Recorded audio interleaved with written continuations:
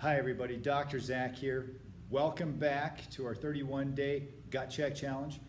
I know that so far we've been putting most of our energy and attention into the gut portion of things, and you're about 4 days into it now if you've been starting with us when we started on the first. And at this point it's going to be focused on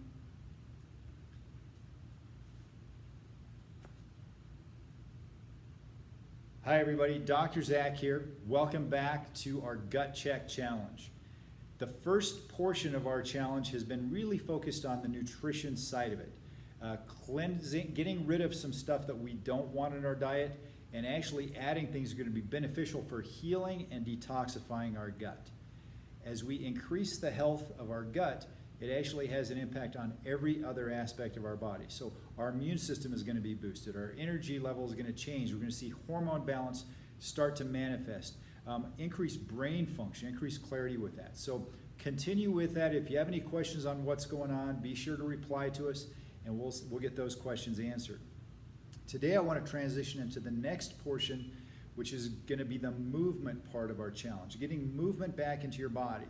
The reason that our body has all the different joints, all the different muscles, ligaments, tendons, all the different pieces is because we're made to move in infinitely many different ways.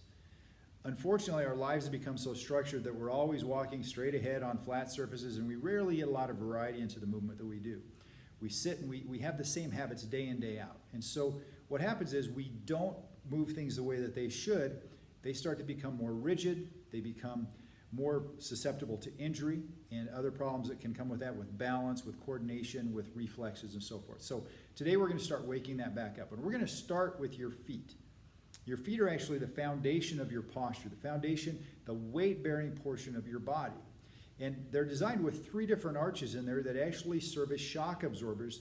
They actually are a suspension system. So there's 26 bones in your feet so that we can adapt and move and make sure that we're keeping good balance and we can feel the surfaces that we're on and everything can work in proper coordination.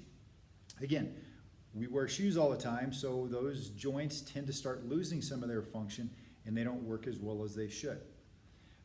Having been a four-wheeler in the past, I had a Jeep that I had built into a rock crawler, and we spent a lot of time going out into places and testing, how well that Jeep could maneuver through different places. We were always challenging it to do different things.